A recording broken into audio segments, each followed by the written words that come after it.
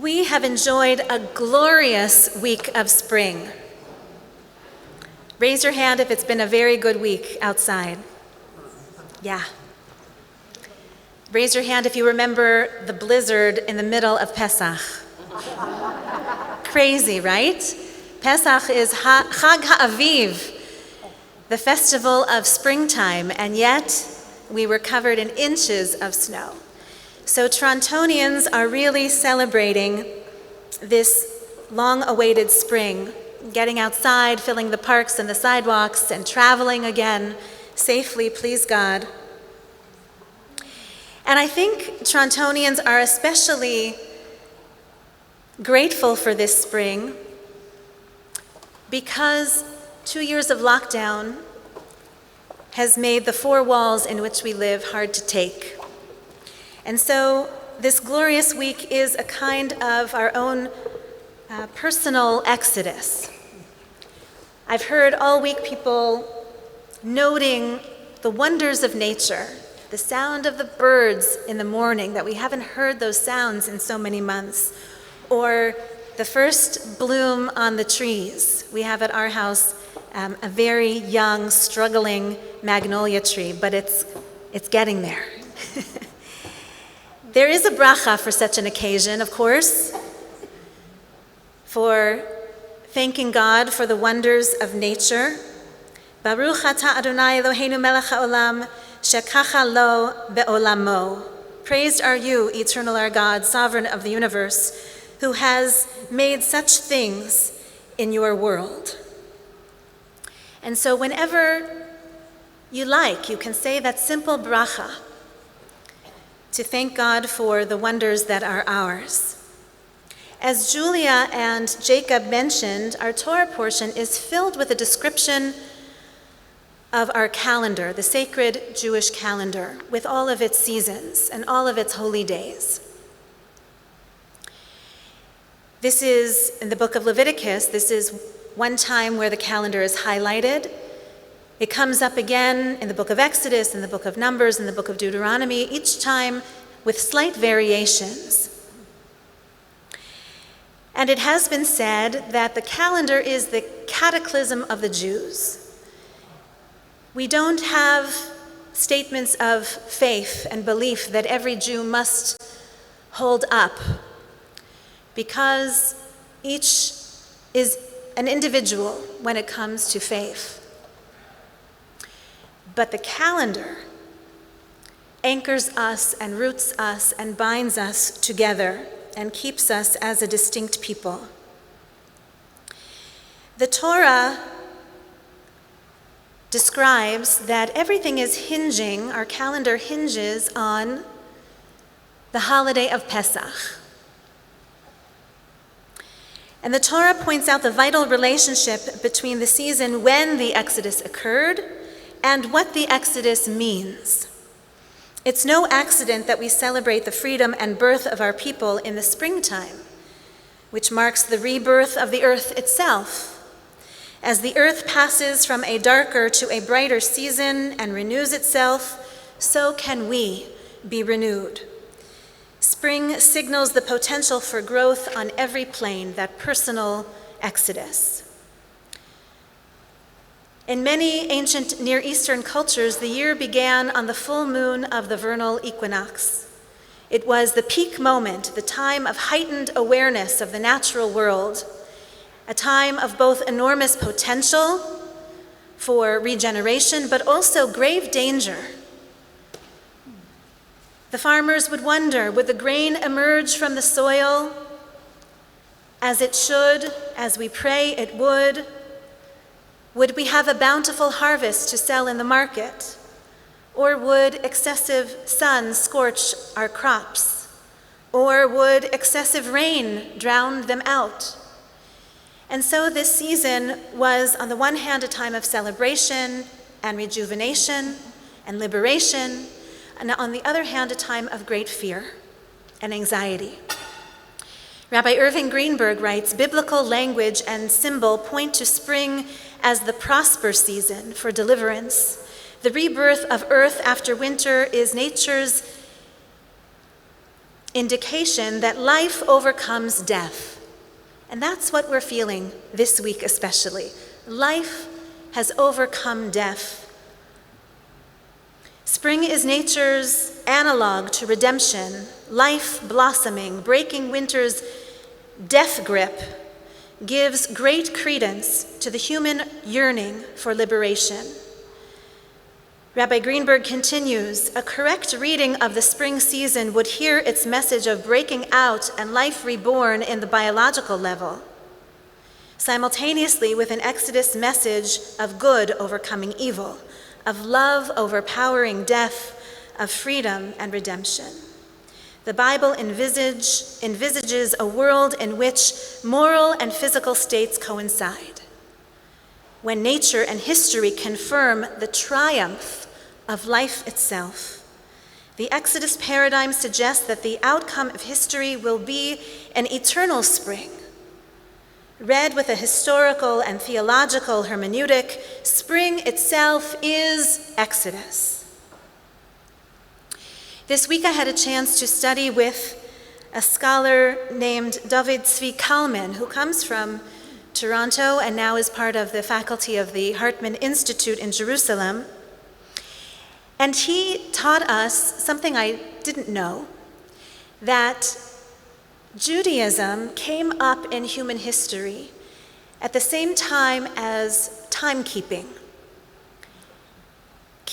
measuring time through sundials and water bowls, all of that measuring of time, and of course, putting our lives, our daily routines in sync with those measurements of time, they came up together.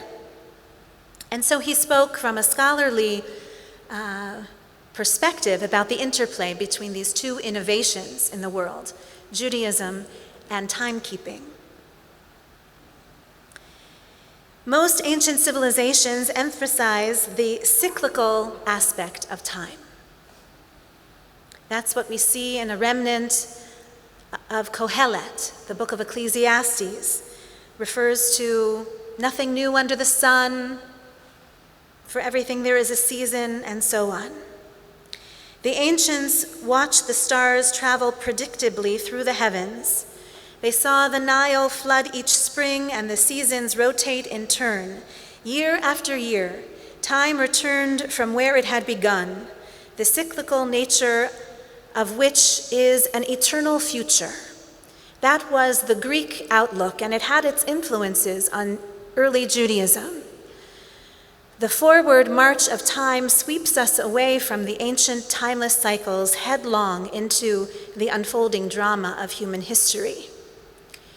This was an innovation that Judaism brought to humanity, how we view time linearly, with gains and losses. The wisdom of this ancient view of time was that we were a people able to live more or less in harmony with the cosmic rhythms of things. We might even say we entered into the rhythm of time. Because the ancients did not have a timeline to chart and promote history unfolding, they knew better than we do about dependence on the earth and her cycles. That was a benefit of the ancient outlook. Such dependence and gratitude gave rise to our festivals, including the counting of the Omer, the period that we are in precisely now when we read about it in our Torah portion this morning. How we count the days, the 7 weeks from Pesach to Shavuot. The ancient view of time made life easier in that there was less pressure to be an agent of change. If nothing was going to change much, then why work so hard?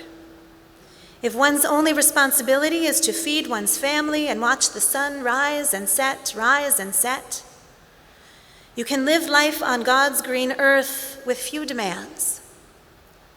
Just remember to water the crops and pray.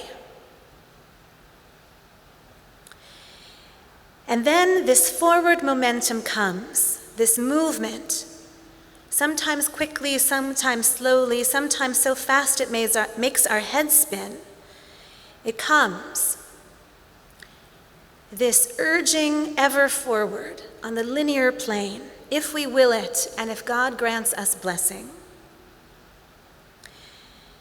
And the best evidence we have of that is in these days the counting of the Omer, when we march step by step, foot over foot, from the shores of the sea to the foot of the mountain, from when we received freedom from Egyptian bondage and then applied that freedom to receiving Torah and a commitment, a covenant to live out that Torah day by day as best we can, because not every year is the same as every other year. Not every lifetime is the same as every other lifetime. The ancient Israelite religion made a radical break from the comfortable pattern, the less demanding pattern of cyclical time. Our earliest thinkers of what would become Judaism made a shocking innovation and suggested that time could be conceptualized not just as an eternally closed cycle, but also as an arrow that cuts through laterally. The God of Israel was not only the God of the cycle of creation and recreation. The God of Israel was the God of linear history. Infinity was no longer conceived as a closed circle with no beginning and no end, but neither was infinity quite as simple as an endless line, going on forever in just two directions, past and future. The Jewish view of infinity was a synthesis, a synthesizing of these two views, a merging of the two calendars. Jewish time is understood to move like a corkscrew. Moving, yes, in cycles, but getting us somewhere new every time, with every round. Winter, spring, summer, fall, winter, spring, summer, fall, winter, spring, summer, fall. There is movement and progression. There is a future that has never been seen or experienced before. I think we need a reminder of this these days. The pandemic has made us question this. Is the world simply just retreating back to darker millennia, darker centuries, because history runs in cycles? God forbid. The voice of our Torah says, God forbid. Since proclaiming that God actively directs the course of human history, humanity now encounters God. History became the record of God's actions and humanity's response to God's action. Humanity's actions and God's response to humanity's actions. That record is not circular, but begins with creation. Bereshit bara Elohim, in the beginning, God created, and moves through liberation from Egypt to the revelation at Sinai and the receiving of Torah, and onward into the promised land, and onward to the ultimate messianic redemption. This is our narrative. And we hear still the command which God made to Avraham Avinu, to Abraham our patriarch, Lech lecha, go forth, be a blessing, go forward towards the land that I will show you, to the land that I will make known to you. We still hear that call even this day. Sometimes it's 2 steps forward, God knows. Sometimes it feels like 2 steps backwards. Sometimes it does feel that we're walking in circles, but we are walking nevertheless. And we hold this path as an opportunity for growth, for contribution, for commitment, for covenant. And we say a bracha every time. Every step along the way, we behold God's wonders, we behold God's opportunities for contribution and service. Baruch atah Adonai Eloheinu melech haolam, shekacha lo be'olamo. Praised are you, eternal our God, ruler of the universe, who has made such as these in your world, who has made such as these birds, who has made such as these blooms, who has made such as these b'nei mitzvah, who has made such as these brides and grooms making their way to the chuppah, who has made such as these the Jewish people. May it always be so. Ken Yehi Ratzon. La la la.